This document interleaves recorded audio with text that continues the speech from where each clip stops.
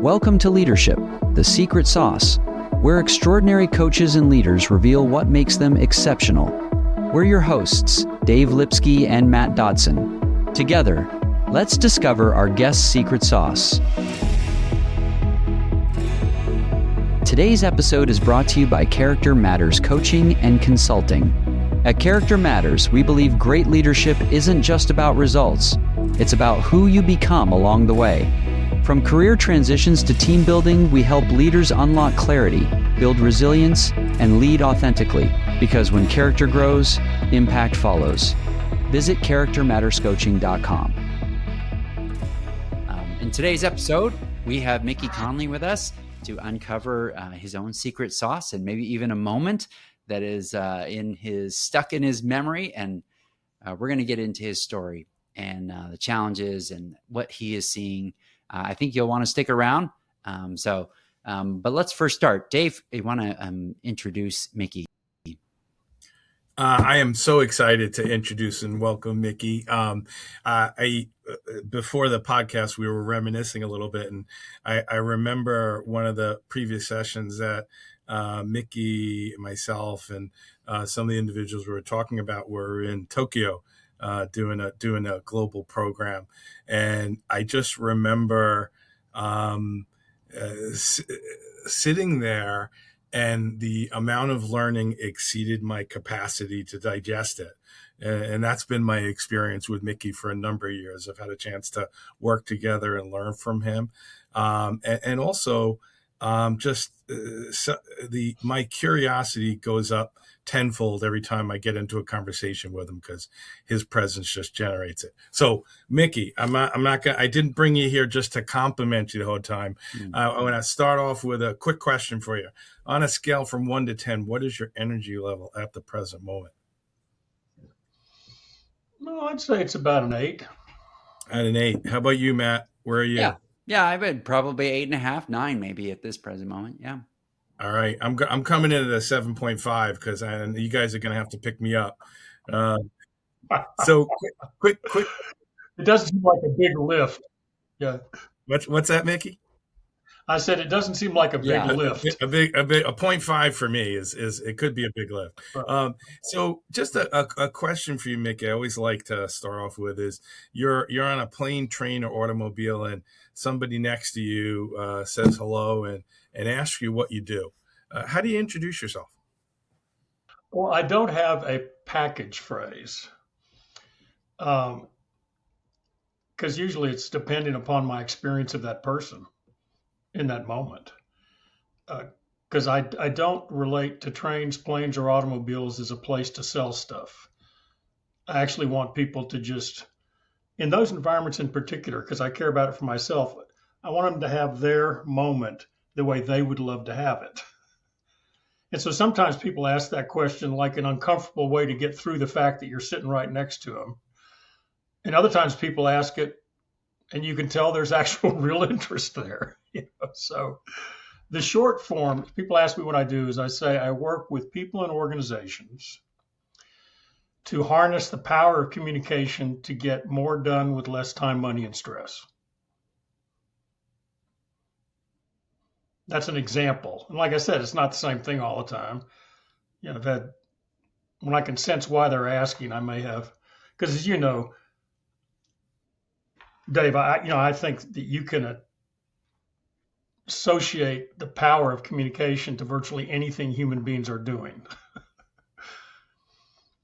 So who's asking may change what I say, but it's still going to be consistent with that. Mickey, I have a question. So you're one of our few guests that have been doing the same thing for a few decades. What would you have said 35 years ago when you guys started Conversant? Well, I know exactly what we said to ourselves. Tell me that. Because this is not a marketing phrase. But as Dave knows, the co-founder of Conversant is Richard Reinashek, who's now retired. And Richard's interesting background, because he was a 101st Airborne, he was a policeman, he was a detective, he was a chief of police. He was a professor at John Jay School of Criminology in New York, an exchange scholar to the United Kingdom at Bramshill Police College. He's been a lot of places in that world. And we'd done a lot of work together in police, military, other kinds of places about the power of communication to resolve things like negotiations without people dying. So he's a real person, been in real tough situations. And he got really touched by the work we've been doing together in some of these police and military environments, saying that what it was leading to was he thought it was actually healing the rift between the practical and the profound, which I thought was an incredible statement. That we were helping people get things done, but in a way that their sense of themselves was stronger. Their satisfaction with who they are and what they're producing was higher. And he said, I think in almost all organizations, there's this rift, the split between profoundly who I want myself and my life to be and what's the stuff I have to get done. So he said the reason he wanted us to come together and found the company was to heal the rift between the practical and the profound for people working in organizations. Wow. I dropped the mic on that one. Yeah. I love that. And I can picture Richard saying that too. Yeah. Yeah. I'll have to tell him, listen to me quoting him and he'll be all proud, you know. So Mickey, I do have a question, like just sort of out the gate before you even like, so we started this podcast so we could spend time with coaches. That's what Dave and I really love doing. And so some of that is really, we want to hear a coach's story because we do believe that every coach's story is unique in terms of when they got to this place and like, that's what I want. So you had kind of asked before we started, like, so when was that moment? And could you like describe what we call it a secret sauce is for you? Yeah, I could talk about the moment and how I would summarize the secret sauce. Back in the 80s, I owned 8 restaurants in Texas. And I knew that, I opened my first restaurant when I was 24, so I knew I was doing something right because it kept growing, people kept coming in and having a good time. But I would say my awareness of how come things had worked and built and was weak. I was just being myself and doing stuff. I love hospitality. I love experiences where people really relax. And I'm competent in the kitchen, but I'm great in the dining room. So I just knew I liked it. But I read an article in September of 1985. That's how big of an impact this made on me. In Vanity Fair. And it was written by a guy named Toby Wolfe. And knowing you were going to ask me this, I pulled up the passage that I pulled out of that article that I still have, 40 years later? Plus. And this is what I read. Thanks for that, Matt. Just shy of plus. Okay, all right. And this is the piece that I pulled out because I realized it just ran into myself. He said, language is our meeting place, the sea we live in. When I watched my children learning to talk, I had the sense that they were not so much learning language as being claimed by it, being taken into its arms as if it were another parent. And so it is. In the arms of language, they will join the family of man. They will learn what has gone before. They will learn what is left to be done. In language, they will learn to laugh, to grieve, to be consoled in their grief, and to console others. It is in language they will discover who they are. It is the common ground of our humanity. That hit me, Matt, so hard in that moment. There's very few things that can drive me to immediate tear. And I remember reading that and just going, I'm not a restaurant guy, I'm that guy. Yeah. And it was just extraordinary what it changed. I mean, it changed the things I wanted to go do, the things I wanted to go learn. So as Dave knows, because you've heard me say this before, what it's led to. If somebody asked me today, what's my unique contribution? It's I appreciate and share the beauty, pleasure, and redemptive power of language. Hmm. I don't know anybody else who would say they do exactly that, but if it's not unique, it's at least unusual in my experience. Yeah, it's unique in words, and it's unique in the actions I experienced from you in terms of helping people look more closely at language and differentiating things and coming out with new language to see things differently. That's one of the things that's had a lot of impact on me. I still remember listening to that Conversant CD over and over again, and just like it said things in such a different way. It had me have to pause and disrupt my own thinking a little bit to think differently. When you discovered this and read this article, and then you decided to take like focus differently, where did you go with it? What did you want to do? Where did you go with that calling? I imagine. Well, one of the first things I did is I co-founded a firm called Restaurant Resources because I decided we could be consultants in that world.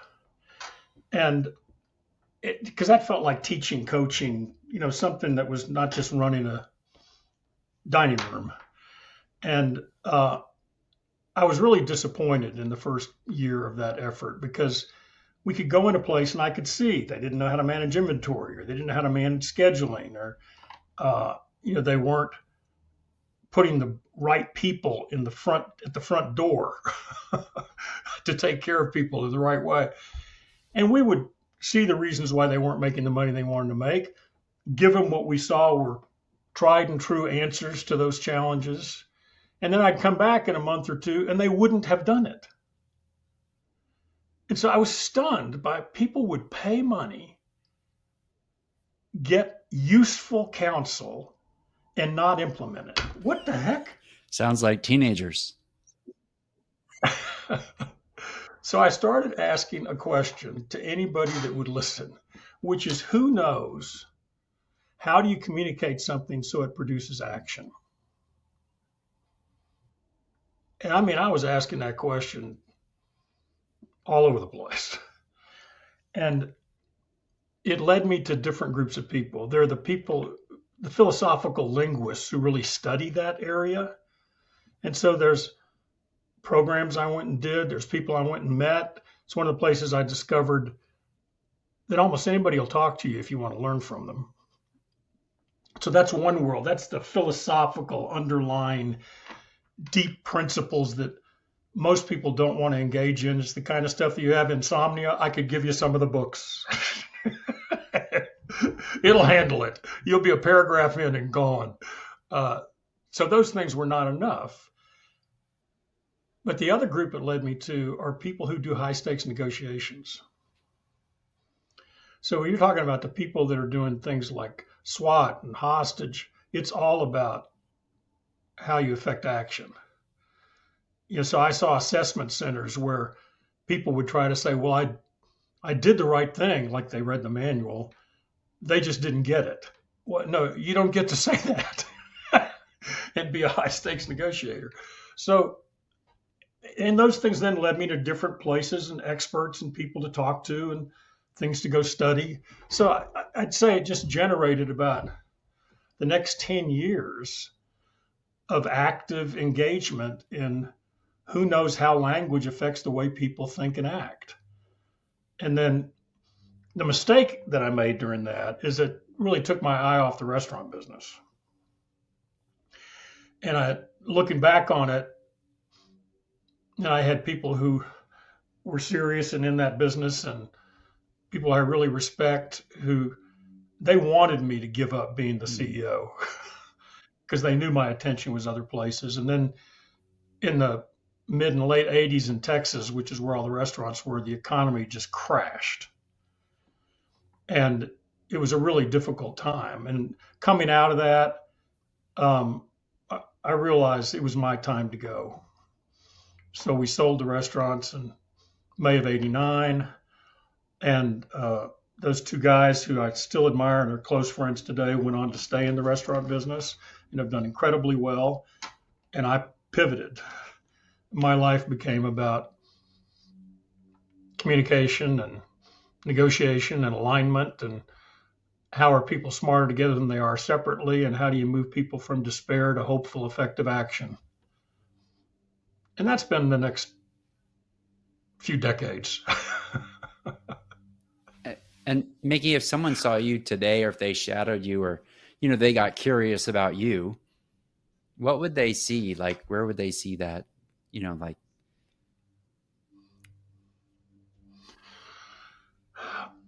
Well, Matt, it's interesting for me.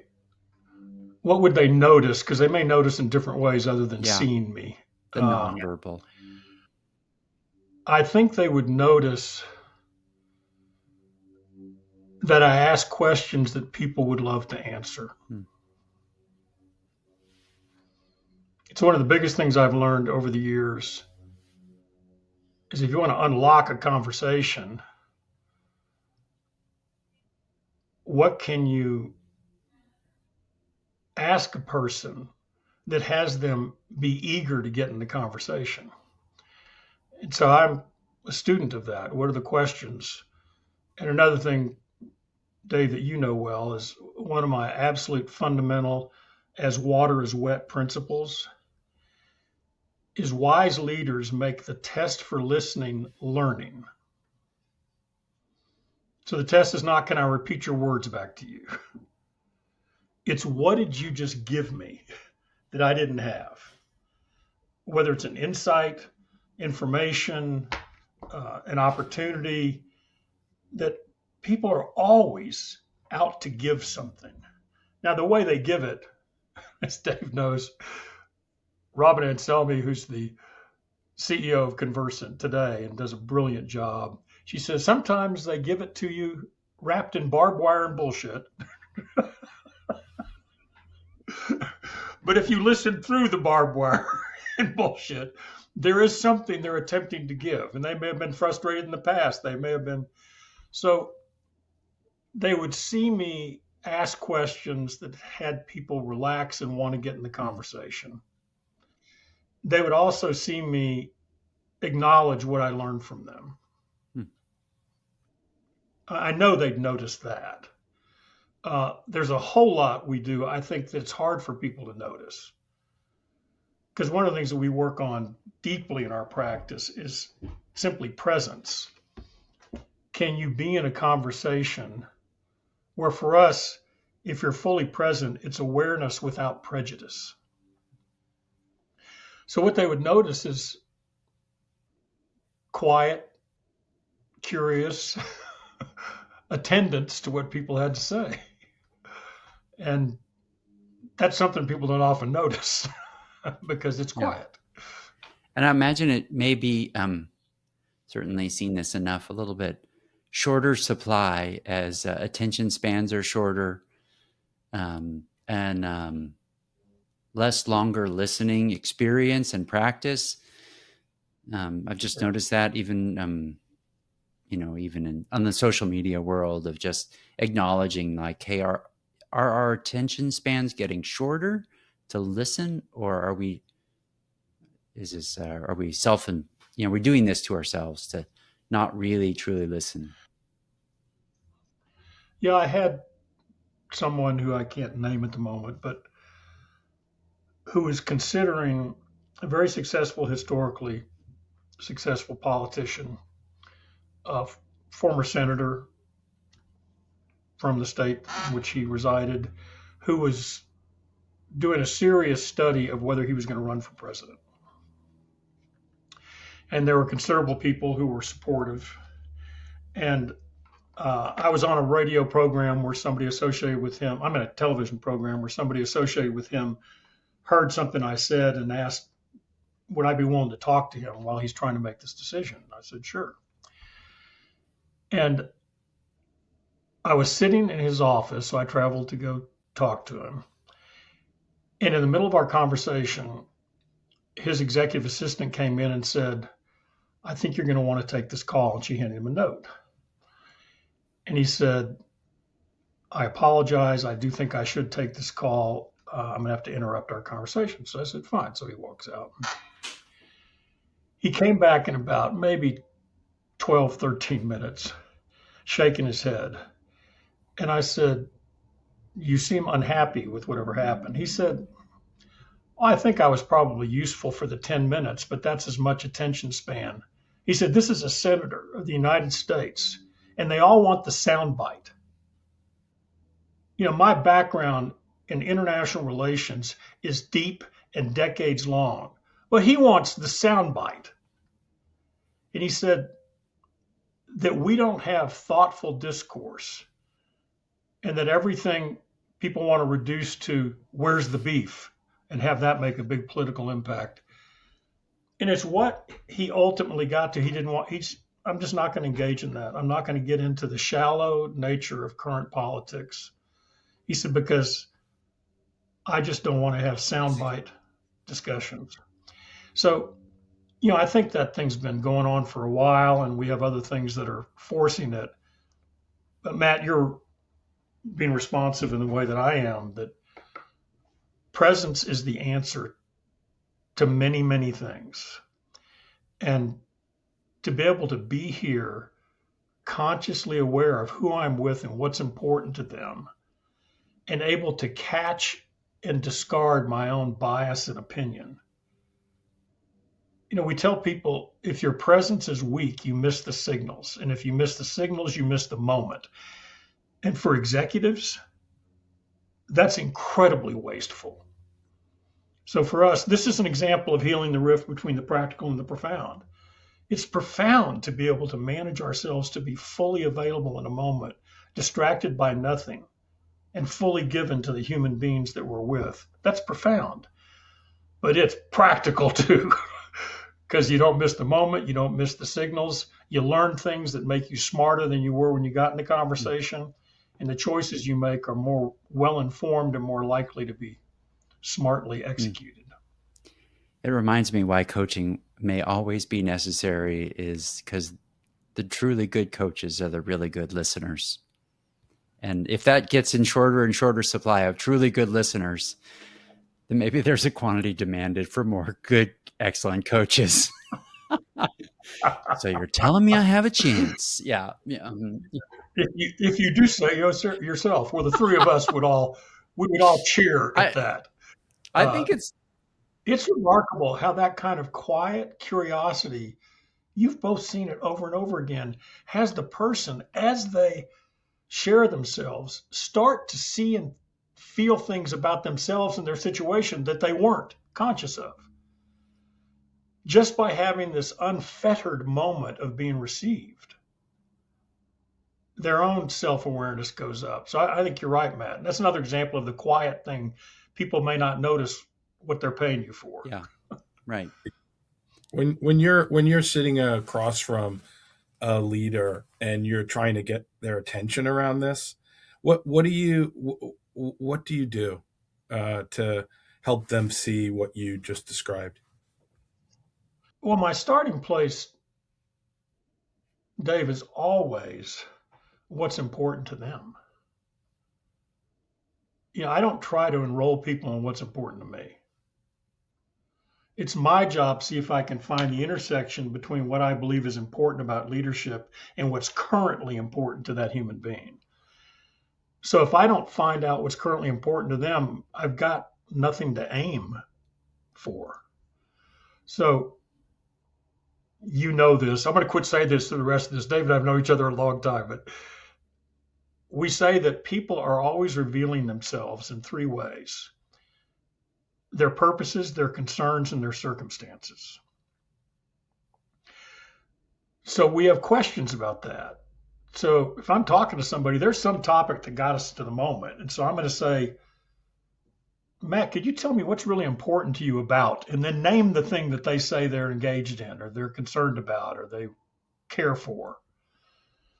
And that question, for you, what's important, it tends to reveal purpose. And you can say, and what about that remains important to you? Or what about that is really essential? People start to say the things they're for, which is to me the indication of purpose. Concerns tend to be the things they're against, the things they're worried about, the things they wish weren't happening. And then circumstances, that's the factual conditions in which they're residing. And so I start out just asking what's important to you. And are there any concerns you've got relative to that? Can you tell me a little about the situation you're in, which you're trying to address that? So for me, the first thing is just appreciating what they're in, what they're caring for, and what they're challenged by. So Dave, if I've got that, it's actually pretty easy because I am absolutely certain that there is no challenge a leader has in the world that is not served by the quality of human connection. So I just got to delve into that and find out who are they connecting with and where's that frustrating and where it's working. And then I can be of counsel because I can talk to them about how you engage with that person so trust goes up, disclosure goes up, being withheld and cautious goes down. There's all sorts of principles and techniques we've learned over the last however many decades Matt's accusing me of. Yeah. Somewhere between 3 and 5, somewhere in there. Right. Hey, Mickey, one of the things I have heard on from some of the podcasts you've been on before, and I'm just kind of curious if you don't mind just commenting. Okay, so if leadership, or I would say, I'm going to describe it as the shiny object in coaching right now, which is AI, right? Yeah. What do you think some of our listeners, whether they're leaders or whether they're coaches, what do you think they need to start doing and stop doing in order to stay relevant? Because this is the question that we regularly, how do you stay relevant as a coach in the world of, this fast-paced movement of AI? I'm really curious on this, and really on the human side, especially, where they are worried they're going to get lost, or they're worried their certification or their skills are not going to, they're going to be eclipsed by what a bot could do. How would you comment on that? Well, I'm going to say what arises, Matt, and let's keep at this to get to something beneficial. The first thing is that inside of Conversant, inside of our practice, we say for any leader, the conversations are the work. In this AI environment, where some of the things we used to engage in personally are happening without personal engagement, it's actually making the moments of human-to-human connection more important. They may decline in number. They will ascend in importance. So your conscious capability in the conversations you have is really important. Using AI to prepare for those conversations can be really powerful and useful. However, one of the things you need to learn is, how do I design AI's engagement with me? To go back to the quality of questions, you've got to really be able to think through, how do I give a precise enough inquiry to give information that's going to help me in the next conversation that I'm in? So studying how I get that artificial intelligence to give me what I need to give what I want to give, I think it's still a conversational challenge. It's just I'm in conversation with this artifice. The idea that it's going to cost us a lot of jobs is valid, and there are many that I think are more vulnerable than others. However, most of the people that we work with are, I would say, middle management to board. so middle management to senior executives to C-level to board. In any of those arenas, your power to connect with people so you can produce better results with less time, money, and stress, AI will not have that capacity expire. In fact, now that you may have fewer moments of engagement, which is also true just in the hybrid work environment and the way we've got people distributed all over the world and being managed from countries where you don't see them in person very often. Those precious moments, are you truly connected to the purposes, concerns, and circumstances of people? Are you curious and compassionate about that in a way that they give up their own barriers and worries and surrender to being in an open discourse? Are you actually a source of value so they leave grateful? I think AI is causing each of those interactions, Matt, to be more precious, not less.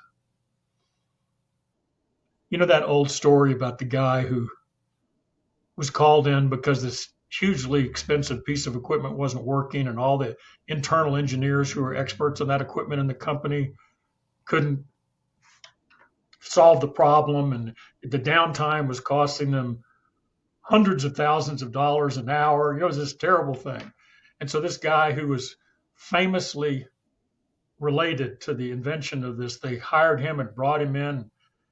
He said, I'll come and look at this for a minimum of $100,000. And they said, okay, if you can fix that, it's costing us that almost every minute. Okay, great. So he goes in there.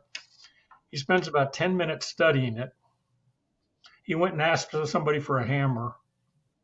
They gave him a hammer. He walked out with a piece of equipment and he whacked it in this precise spot, and the whole thing started working again and it went off. So he'd been there about 15 minutes and he presented his bill. The guy said, you got to be out of your mind. Why should we pay you over $100,000 for 15 minutes? He said, you didn't pay me for my time. You paid me for knowing where to hit the thing. Well, our power as leaders could be in the moment. What you're being paid for is your ability to connect in a way that those relationships become a source of intelligence. Another one of our principles is differences plus trust equal brilliance. How do you turn differences into intelligence rather than argument? So in this AI area, each of the human moments can be informed by that if we're intelligent about the kind of questions and guidance we give artificial intelligence. But the real field of play is the human-to-human interaction, and that's not going away. Yeah. And if I were somebody that were looking at the future, I would say as a mentor of coaches that I would invest in the human-to-human, like really getting to know people, to be able to hit the machine where it needs to be hit at the precise moment. That's right. Now, one of the things that we think is a really crucial, we work a lot with leaders on this, a crucial capability for executives is timing. And one of our favorite questions is, what is it time for now? And what I want and what it's time for often deviate from one another. So being able to stay consciously connected to the environment in which you see what it's time for now, huge asset to leadership. Well, Nick, no question turning. What do you want in a coach for yourself, Mickey? It's interesting. This is going to sound redundant. I want somebody who cares about my purposes, concerns, and circumstances. I want somebody who's patient enough to know what they're speaking into. Back in the restaurant business, I remember a day we had a cook I really liked named Willie Caldwell. And Willie was really annoyed because he came in the morning and the soup that he'd made the night before did not taste the way he designed that soup to taste. And so he invited people to come in who were there in the night before. And he said, I want to know who did what to this soup. he said, I found out later he already knew, he could tell because he could taste the brine taste in it. And what happened is somebody saw the soup, and Willie's famous for his soups, and they wanted to start serving it that night as a special instead of wait till the next day. They tasted it and thought it was not salty enough, so they kept adding salt. What Willie told them is that's full of root vegetables, and root vegetables absorb salt immediately. And then after a period of time, we'll release it. So he said, you invested in a briny concoction we cannot sell. Mm. So if you don't know what's in the soup, don't add something to it. So I want a coach who wants to know what's in the soup before they try to add something to it. Mm. That's great. Well said. What about some resources? So maybe you can share a little bit about, you recently wrote a book, right? That wasn't that long ago, or was it? Well, the first book was 25 years ago, and the last one was 10 years ago. So it's been a while. All right. What would you write today? What do you think people need to hear? Ooh, that's a great question, Matt. I think I'm going to allude to something from somebody else who is writing something I respect. So somebody I've come to know pretty well and who I really admire. Do either of you know Marcus Buckingham? So Marcus is a friend, and I had the good fortune to do some work with him about 6 years ago, and I really got to know him as a data scientist. He's really seriously a scientist, but it's led him to, it's like what you said, Matt, about humans mattering more, not less. And he's written a series of bestsellers, First Break All the Rules and Start with Strengths. And then he founded Strengths Finder. And, the guy's been incredibly successful and all over Harvard Business Review. And so he's very well respected. His last bestseller is called Love Plus Work. Because what the data led him to is that there is a completely provable correlation between the retention of great customers and the attraction and retention of great colleagues, and the times that they say, I love that. If they don't have some I love that moments, you're in trouble. And so he's saying it's not that everything has to be like that, but if we don't have in the core of what we do, for the two of you as masterful coaches, you still have moments that are not that fun. But you wouldn't keep doing it all these years if you didn't have some I love that moments that came, if not routinely, at least frequently enough to keep you remembering how come you gave yourself to this profession. So the reason that Marcus and I are working together right now, we're about to do something major with a client, because he and I both see the correlation between what we do on the quality of connection and people's experience of I love that. Because I am completely bought into his research. And I know that people feeling heard in an unusual way, that if you listen to learn from them, they also feel like they're valuable. They gave something. And when people feel like you're taking a gift they're trying to give, that's an I love that moment. So I haven't said this to Marcus yet. So Marcus, if you listen to this, I'm saying this without permission. I'm hopeful that what we do together in the next year is going to then give the next thing that I want to write that's like a companion to his research. He's releasing his next book in April, and it's going to be called Design Love In.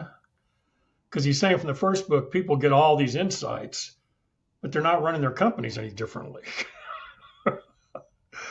So how do we design these moments of connection into the way we work? That, Matt, feels like what's up for me now.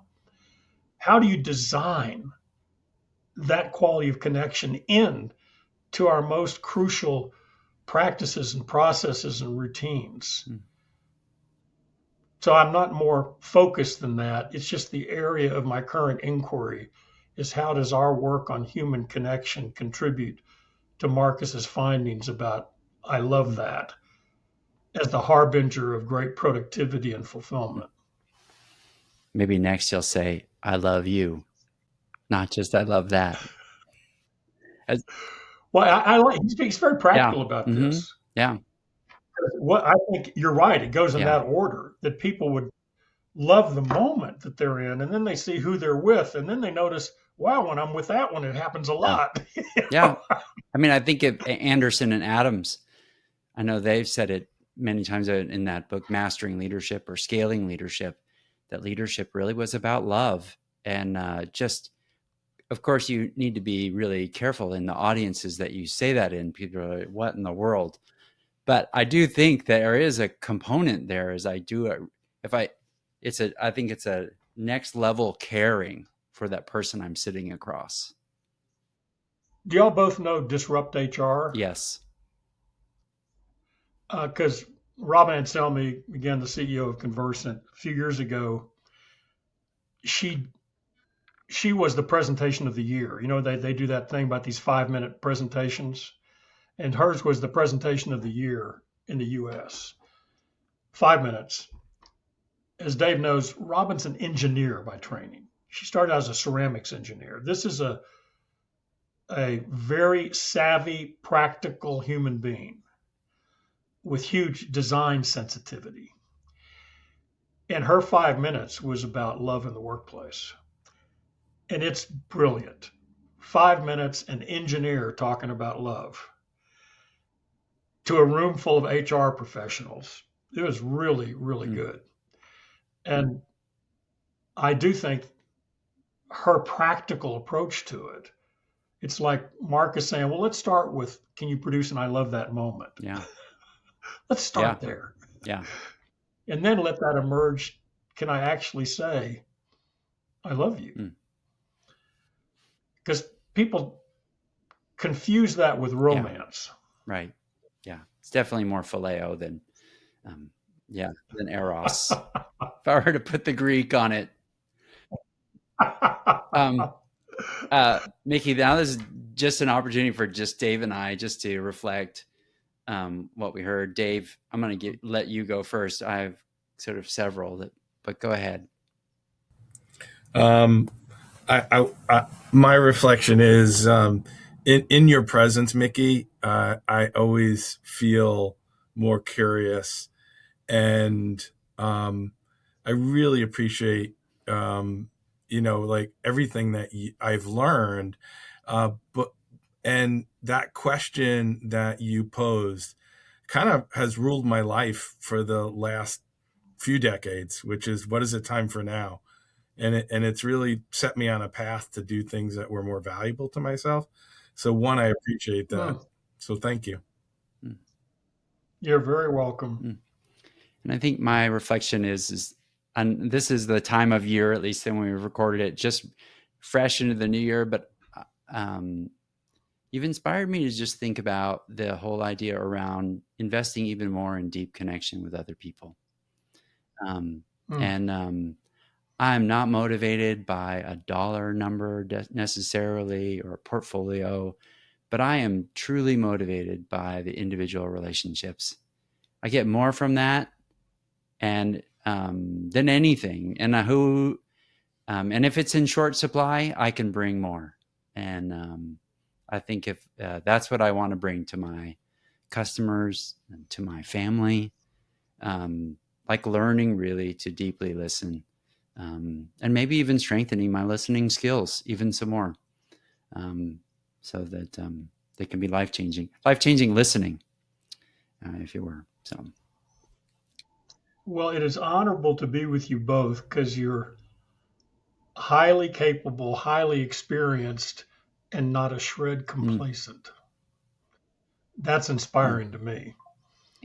That you are, as Eric Hoffer said, perpetually capable of learning and growth. Mickey, what's the best way for people to either get a hold of you or to get a hold of Conversant? What's the best way that we can do that?